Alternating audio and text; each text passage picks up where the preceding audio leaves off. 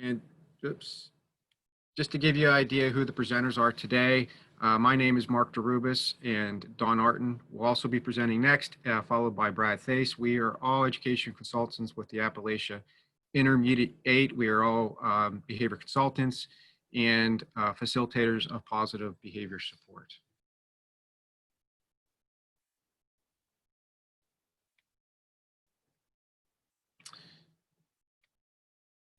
This is our expectations today, staying true with positive behavior support.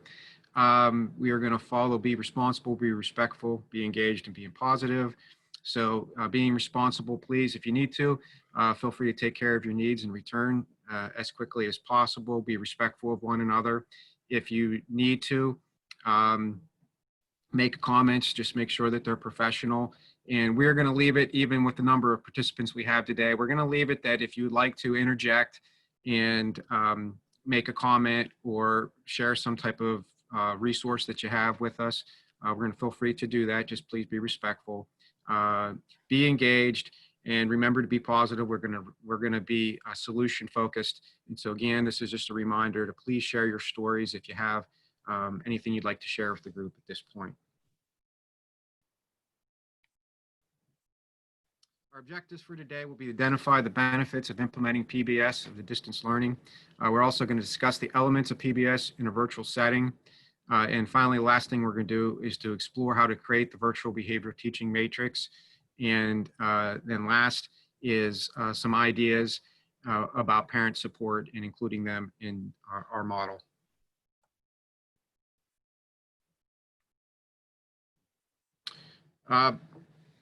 Finally, here, before I pass it off, I'd like just to make a quick note that we were anticipating that our main target for this webinar will be teachers. However, a large portion of what we're talking about is very much applicable to parents as well. And we are going to go under the assumption that everybody tuning into this webinar is somewhat familiar with positive behavior support.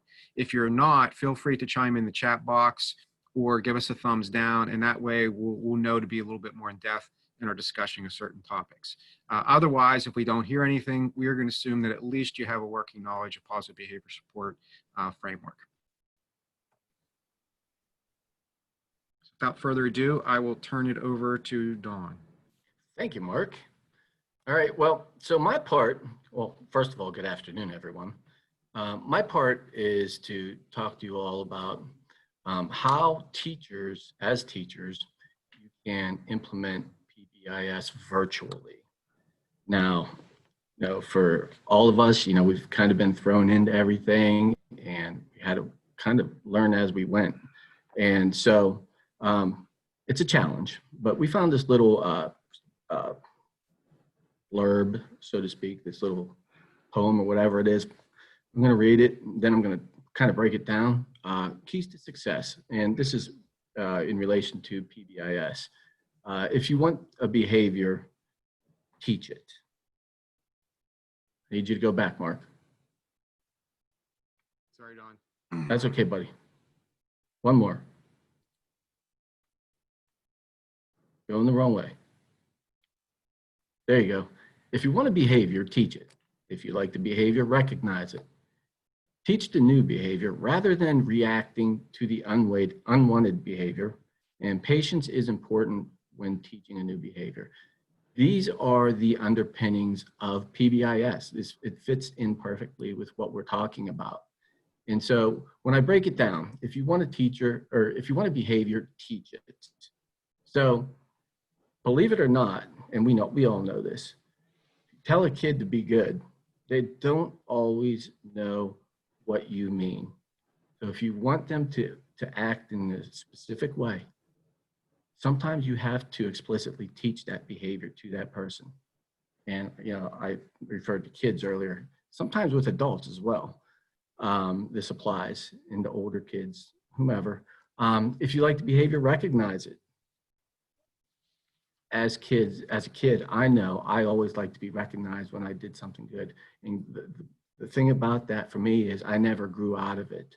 No, I don't go around, you know, like looking for somebody to pat me in the back all the time, but it's nice to be recognized every once in a while. And when you get recognized for doing something good, we're likely to repeat that behavior. And so that same school of thought goes along with PBIS. If we can catch the kids being good and we recognize that behavior, acknowledge it in some way, they're likely to repeat that behavior. Okay, so the next line, teach new behavior rather than reacting to the unwanted behavior. So sometimes we can kind of overlook the actual behavior that they're doing if it's nothing that's unsafe, if it's something that is easily correctable. We can kind of, rather than focusing on the unwanted behavior, we can teach them a better way of doing things, okay? And that kind of goes against the grain of what we do. Sometimes, a lot of times, you know, we'll recognize something that kids do that they're not supposed to be doing, and we just kind of like, you know, correct them, but we don't tell them exactly what we need them to do. So teach that new behavior and even try to do things to help them prevent doing those behaviors. And of course, patience is important. When kids demonstrate these bad habits, sometimes, you know, they're just that, they're habits. And to break a bad habit, it's not always going to happen very quickly. So we have to be patient with these individuals. Okay, next slide there, fellow. Okay, so looking at this whole pandemic and how it's changed everything, it's taken us from physical presence in the classroom to having to present virtually. And it's changed everything for teachers, it's changed everything for learners, and even parents as well, and siblings, how we do things. I know in my house, you know, we kind of started out a little rough. Things were uncertain at first, and we just kind of went with the flow. And all of a sudden, school started. My boys have work being thrown at them, and they're getting it done, but the problem was it wasn't always on time. And they had a lot of questions about what they were supposed to do it and when they were supposed to do it. So things were kind of rough at first, disorganized, and my wife and I recognized the need for creating a schedule for my boys. And in the end, that all worked out nicely. They followed a schedule, although, you know, we had them starting school at 9 o'clock. My boys decided that they wanted to start at 6:30 or something like that, like really early, because they wanted to have more time to do what they wanted to do. But that was the only adjustment they made to our schedule. But my wife is also a teacher, and she teaches elementary grades, and she struggled with this whole virtual presentation of information at first as well. And with all the knowledge we have of PBIS and how to manage kids in classrooms, it took us a little while, a couple days, to figure out that, hey, we need to create this schedule. And so she realized that she needed to create a schedule for her kids that she teaches. And what she did was she put her expectations out there of what she needed to do. She tried to meet with all of the parents virtually, sent out an invitation to them, and she tried to get together with them. Got a little over 50% participation, but it was better than what she had. So why do we use PBIS for virtual instruction in the home? Because obvious reasons. We want to provide consistency between school and home. Okay, if you know the expectations at home, you can do what you need to do. Okay, it fosters more productive virtual learning, and my wife has seen results with that. She's getting, again, more participation, and she has more kids and parents who are willing to reach out to her when they need help. It creates a sense of normalcy in the new learning environment. In other words, that routine can bring about a normalcy that is, you know, it simulates what happens in school. And students and parents understand what's expected, of course. Brad, Mark, feel free to chime in if you need to. Nope, I think you're good. Good. Thanks, Mark. Next slide. So if you're going to set up a virtual classroom with PBIS, some things you need to consider. You need to consider, what are your expectations? As a teacher, what are your expectations that you're going to have for your students? So establish those expectations and define them. And the next thing would be to teach those expectations to the kids, and not only the kids, to the parents as well, especially the younger kids. Teach those expectations that you have. That way they know exactly what you want. You want to have an element of acknowledgement in your PBIS program that you try to implement virtually. In other words, you want to recognize when students are doing what they need to do. And any consequences that you might have for behavioral errors. For example, kids aren't logging on or logging in when they need to, or they're not completing their work on time. What are your consequences? And the best deal for that, or the best way to approach that, is by having some kind of contact with the parents.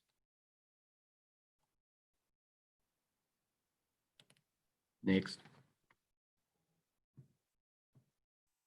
Okay, so different schools, different expectations, different homes, different expectations. This all goes without saying.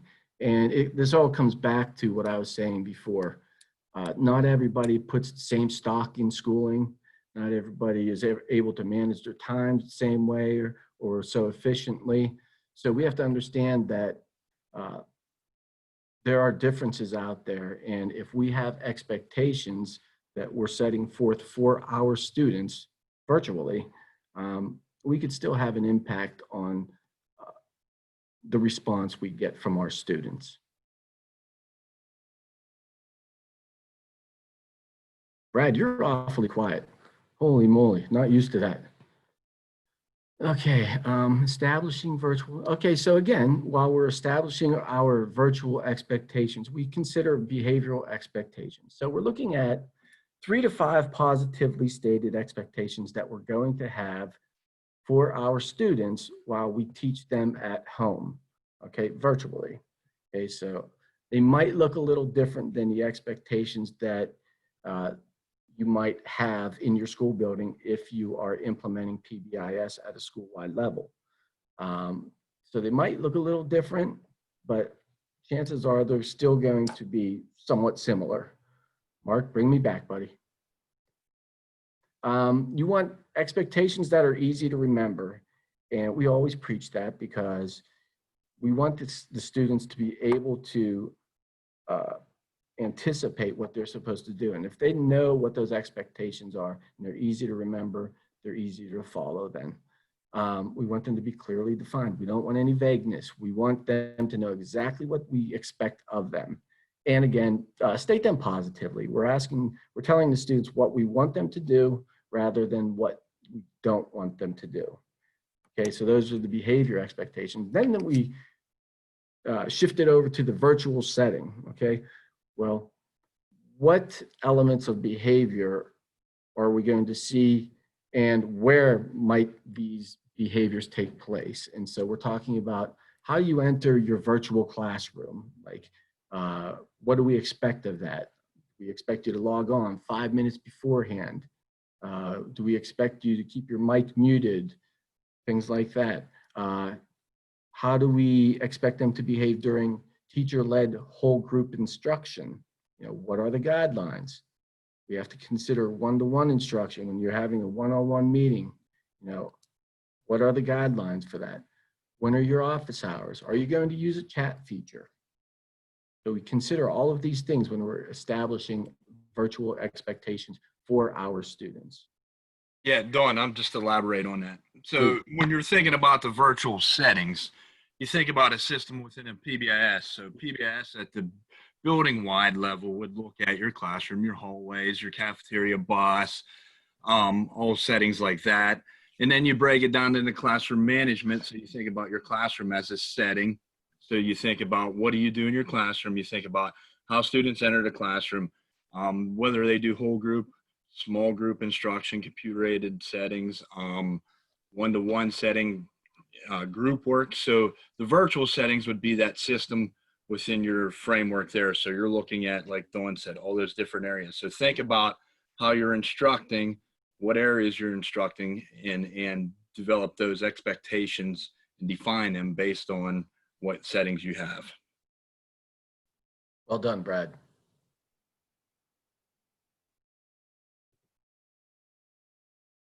Okay, and this is what your virtual teaching matrix might look like. For those of you who are familiar with positive behavior support, in that framework, if you will, you establish what are your expectations for behavior, and you can see that in your left-hand column. In this example, the expectations are to be safe, respectful, and responsible. Now, where might these behaviors apply? Well, virtually, if you look across the top in yellow, they might apply to entering class, or teacher-led whole group instruction, or one-to-one instruction, or small group activities. What would it look like to be safe when you're entering the class? What would it look like to be respectful for one-on-one instruction? So you kind of clearly define how those behaviors might look. Now, this particular matrix could stand alone as is. This looks like, judging from the settings, this is specific to the virtual teaching, or distance learning, should I say. So this could stand alone, and this could be created after you're locked down, or knowing that it's a possibility that this could happen again. This might be something that you as teachers might want to create, when we go back to school. I mean, right now we're scheduled to possibly go back to school. And with that possibility of going back to school, we can say, hey, in the event that we get locked down again, these are going to be the expectations that we put in place, and actually teach those expectations while the students are in front of you. Maybe you want to take advantage of back to school night, go over it with parents as well. So this could stand alone as a teaching matrix for virtual learning. And the next slide, again, this is another matrix that list of expectations that you could use, so to speak. And if you look at this one, these expectations actually could be, correct me if I'm wrong here, Brad, I don't think I am though, could be added on to an existing PBIS behavior matrix that you have at your school. Is that how it? Right. So if your school already has a PBIS matrix with all the settings on that you have in your school, like the hallway, classroom, bus, and you may consider as a core team to add on the virtual realm of it. So create virtual expectations based off of your expectations already, and just define them of what you expect for the students to do while they are in a virtual setting, whether it be Zoom or Seesaw or Schoology. These are some things you could just add already to your existing matrix. That way you're ready whenever this, if something like this would happen again. Okay, moving on.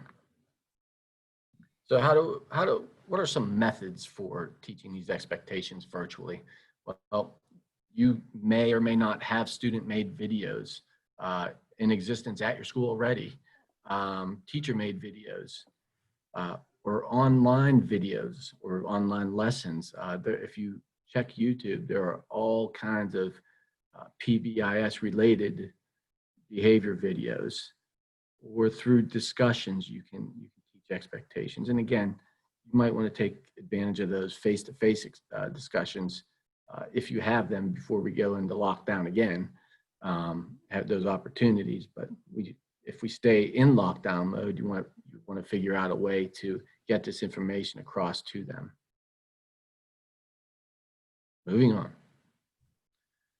So behaviors that can and should be acknowledged. Again, this is virtually, and acknowledging behavior or noticing behavior virtually, it's a little bit different than in person. So You can look at things such as completing assignments on time, logging in on time, using positive language, positive words, okay? And choosing one location to do your work. You know, the recommendation is that you find a certain spot to do your work and use that spot, that one location where you're not being bothered, where you're able to concentrate and get things done. If you notice that that individual is getting things done, they're using that spot, that designated spot, you can acknowledge that. And there are other things you can acknowledge as well.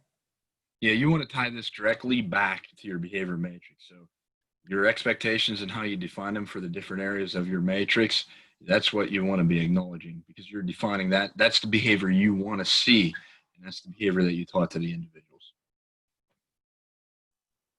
Righty, Mark. And what might acknowledgement look like?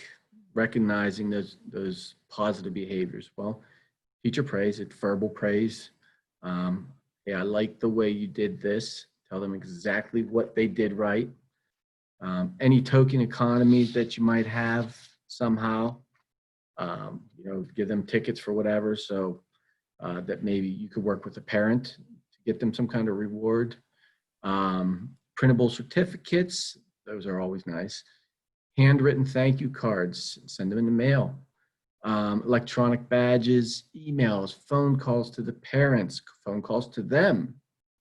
Posting names on site bulletin boards, you know, on a public forum maybe.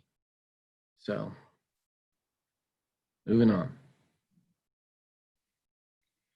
So we look at this here, acknowledgement not just for kids. I know that many people think, why should we acknowledge individuals for doing what they're expected to do? The studies here show that the high performing business teams do 5.5 roughly more positive interactions to 1 negative. In the marriages, the Gottman study, they interviewed 700 newlywed couples, and basically what they were looking for was how positive these individuals were through their words and also actions and emotions. And down at the bottom there, you'll see marriages that have 5.1 to 1 speech act, or 4.7 to 1 for observed emotions, were more likely to end up together. And they had a 94% accuracy rate on the study there. So basically what's that saying is we really want to acknowledge kids for doing what they should be doing to keep up that behavior, and then also to keep the relationships up. No one wants to be around somebody that's constantly criticizing them or telling them what's wrong. So we want to make sure that we're 5.5 times more positive than negative. And this is also something I've observed in classroom management settings. When I go in and do some consultations, one of the things that I do is I observe how much positive interactions to how much, and I like to call it for classroom management, corrective feedback. And the classrooms that were 5 to 1 had basically 0 classroom management issues. The ones that were 1 to 1 or 0.8 to 1, their classrooms had a lot more behavioral incidents that I observed throughout the times. So this is definitely important as we go through when we're working with kids. Even though it's in the virtual setting, we got to find ways to acknowledge them for doing the right things. And finally, looking at some teacher-managed behavioral interventions. Behavioral errors are going to happen even virtually. You know, whether it's affecting us or whether it's affecting their students or their family, students are going to have behavioral errors. And so we try to pre-correct. And what pre-correcting means is that we kind of like bring to light some of the things that could happen. Say, for example, like if you're in a school setting and you're getting ready to walk down the hall, you kind of remind the students that, hey, there's people in the hall. I need you to do this. Or you ask them, hey, what can we do to make sure that everybody is able to do their work without disruption? Pre-correcting, you know, it's prevention of certain behaviors that you don't want to see. Behavioral reteaching. Instead of just telling the kid what they did wrong, tell them, hey, this is what happened, and this is how we can handle it next time. And hopefully they'll be able to understand what they need to do, and it doesn't happen again, or it happens less frequently. Correct behavior privately, and we all know that Nobody likes to be called out, even little kids. So if you're having an online issue with a student, you might need to meet with them one-on-one, a phone call, a Zoom meeting, whatever it might be. But we don't do it in a public forum. And work with the parents for consequences. And I said this before, it's going to be hard to instill any kind of consequences. It's hard to instill like consequences virtually. So you're going to need a lot of support from the parents. All right, moving on. So how can we get the parents on board with this? As we already know, the parents play a critical role in children's education, and it's vital that we get them on board. So for success, we want to figure out how we can engage those parents with PBIS. And one of the big things that we want to do is try to get that information out to parents. We want to do some parent trainings with them. Like Dawn said before about sharing your expectations and schedule with them, our goal on this part would be to share examples of how they can set up a PBIS framework within their home, because PBIS is proven not only to work in schools, but it can work in a home setting. It can work in community settings. So we want to share that information with them. So how can we do that? We can create some videos for them and show them the key elements of PBIS and how they can shape that in a home setting. We might have to do it via phone if parents don't have access to the internet or to computers. I know a lot of schools out there right now are already doing great parent trainings, bringing parents into the school, showing them what they're already doing at the school. So basically we could have an add-on to here's what we're doing in the school, but here's how you can create a system at home. And you can do that. You can also share pamphlets with them. But some of the biggest thing is we really need to have communication with the parents. And we know that it's difficult in some ways for certain parents, but trying to share that information with parents and trying to have the open lines of communication with them and share the importance of why and how PBIS can work in the home settings. So as educators, we want to share basically the couple basic steps for setting up PBIS at home. So thinking about some of the things like routines and schedules, I mean, is very important for people. Developing expectations at home, discussing that expectation with the family. That would be the teaching part. Using a reinforcement system to acknowledge appropriate behaviors, and then also coming up with a consequence system for inappropriate behavior. So basically, it's all the same elements of PBIS in the school or in a virtual setting, but we want to take that and shift that to a home environment. So setting up daily routines. As we look at this, most children thrive with routines. I know I do. I like my routine. I try to go to bed at the same time, get up at the same time. I eat. I do my certain routines. And same thing with students. Schools have very structured routines throughout each day that they go. They have this bell schedule, and they have a certain schedule there. And when kids are at home, sometimes those schedules are lax, or right now, maybe they don't have a consistent routine. So this could lead to more anxiety and more often than not create some more behavior problems. So we want to cut down on the behavior problems. We want to share with the parents to set up a consistent routine. I know that Dawn did a really nice blog article on that about how his family created that consistent routine when they started out with this because they were noticing some difficulties there. So there's examples here. You want to share, as educators, you want to share this with the parents, set up routines, give them some sample routines or some schedules that they could try to employ within their family setting. Same thing as in schools, developing that 3 to 5 clear behavioral expectations. Anita Archer, or not Anita Archer, I'm sorry, Dr. Laura Riffle, the behavior doctor, she talks about behavior going where reinforcement flows. So if we're always correcting kids, but not exactly telling them what they're doing right, we're going to see a higher number of behavioral problems. So if we develop the clear expectations and we acknowledge those expectations, we should see better behavior. So sharing out with parents on how to create those 3 to 5 expectations would be key. The examples that we include there, same thing, be respectful, responsible, safe. If your school has a PBIS system in place, which I know from seeing some of the people that logged on there, they have really great PBIS systems in place. You can share those expectations with the parents. Consistency would be key there. You could try to have the parents mimic the behavioral expectations you have at school in the home setting. So that way they can be really consistent. They're hearing the same language at school. They're hearing the same language at home. It will definitely increase the likelihood of the desired behaviors occurring. As we move through, we'll share an example of a home matrix example. So thinking about our morning routines, that's across the top, our morning routine, if you're at virtual school, so there's how we do our virtual school routines: homework, free time, mealtime, evening routines.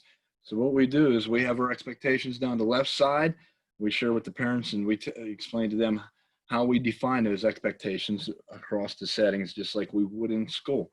So we want to teach the parents on how to do that, trying to come up with that positive language of the behaviors they want to see at the home. So this is one example that you could share out with parents on how to create a home behavior matrix. So then after that, so we want to teach the expectations to the kids. What does it look like? What does it sound like to demonstrate those behaviors in the home setting? So you can hold that family meeting, you can explain that, and create the expectations with your children there, teach it to them. You could do some role playing, and then you can also discuss what types of positive reinforcement that you may see and what types of consequences you may see for any violations of those expectations and rules. In step 4, that positive reinforcement, we talked earlier about that 5-to-1 positive versus corrective feedback. Same holds true in the home with your kids. You want to make sure that we're positively reinforcing the correct behavior that they're demonstrating there to increase that likelihood. So we want to be 5 times more positive than corrective, and we want to tie that directly to our expectations for those types of examples that they're demonstrating. So back in that matrix, it talked about a family greeting in the morning. So you could say, Johnny, I thank you for being respectful by greeting everybody during our morning routine. So you could do that kind of feedback. Then you could also think about what kind of system. Some schools use that token type economy. You could do those things with your family at home. You could have a token economy at home. You could do drawings. You could do anything like that. Some type of reward system. So that could be developed by the families there with guidance from the school staff. And here's some examples of acknowledgments that you could share out with the parents right there. So you could give them sort of a template to say, okay, here's some things that you can think about, you know, some free things, some easy things that you could do in the home setting as a sort of your acknowledgement system. Some people may have trouble coming up with this, so you might want to give them examples that the parents could actually do. And consequences, like Dawn mentioned earlier, you know, no matter how much prevention you try and how much teaching up front, how much acknowledgement you do, you know, kids will be kids and they'll demonstrate some behavior errors. So you want to work with the parents to come up with a system of consequences. So they need to know to stay calm, be rational about it, you know, remind some of the steps that you want to remind your child of the expectation, reteach or model that expectation. Students learn the most through that modeling and observing adult behavior. So you really want to be able to model that behavior. And then you might think about what type of appropriate consequence that would be for any type of behavioral errors. You might have a loss of a privilege, as you can see over there at that game controller. You might take some video game time away. You might take some weekend privileges away for from bigger ones. For smaller ones, you might just do that behavioral reteaching. You know, kids are constantly late getting up. You might have them set their alarm earlier. So, you know, you could come up with a system that you could share with the families of, here's some ideas for major behaviors. Here's some ideas for minor behaviors, but give them the tools that they could use in the home setting. Because if your home setting, if they could come up with a predictable and consistent and positive and safe environment in the home, that will definitely translate to that educational field, and you should see more success with the students there. So giving the parents and the families a system like this could definitely benefit not only the families in front, the home front, but benefit our school systems in the virtual setting and even when they return to the brick and mortar school setting. So, all right, that's about all I have. Okay, it brings us to our Q&A section here, and I'm trying to monitor the chat here and respond. I know I'll say this, that I did say that I was going to unmute everybody, but then as participation creeped up, I called an audible and left everybody muted. So I am going to go ahead and unmute you. So feel free to participate with questions. I'm going to look in the chat box here to see if there's any questions for the groups. One of the questions that was, I'm going to go ahead and mute everybody again. One of the questions in the chat box was, would the PowerPoint be available? And yes, this presentation is recorded and the PowerPoint is available at My Extended Campus. That link will be on the next slide. If you can bear with us for 1 second. I'm going to try to read any more questions that we have.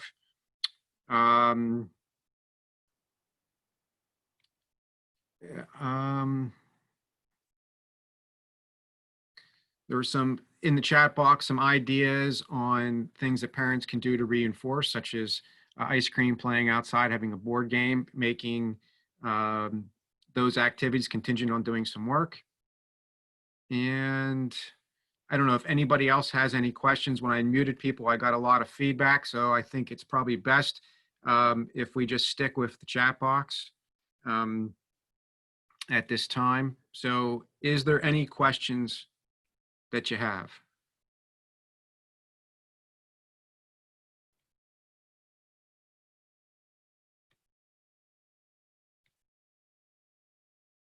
Okay.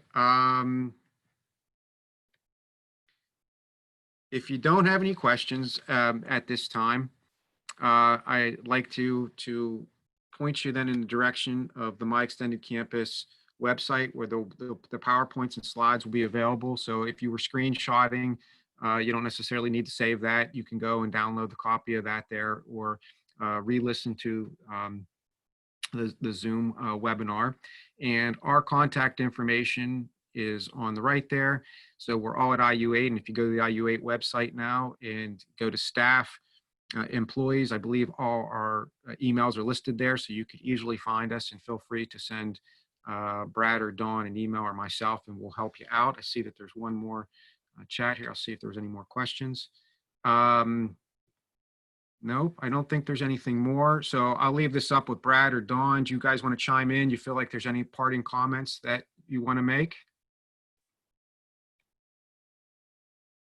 Not at this time. I have nothing to say. I just want to thank everybody for joining. Okay, here. Yeah, thanks everyone for joining. I hope you enjoy the day out there. Okay, and feel free, if you do have any ideas or things come with you, especially on the resources in a virtual status, we'd love to hear from you. So shoot us off some emails. We can always pass that on to schools. Anything that you'd be available, anything you feel is working at your school that would help us. So with that, I wish everyone a good afternoon and hope to see you again.